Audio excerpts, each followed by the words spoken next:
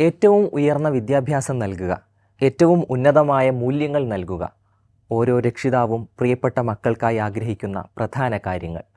പക്ഷേ ഏതാണ് സുരക്ഷിതമായ ഓപ്ഷൻ?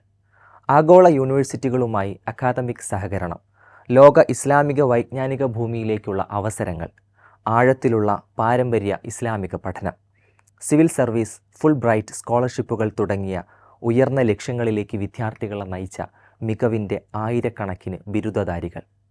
പ്രിയ രക്ഷിതാവേ, പ്രിയ പഠിതാവേ, ജാമിഅത്തുൽ ഹിന്ദാണ് ഏറ്റവും മികച്ച ഓപ്ഷൻ.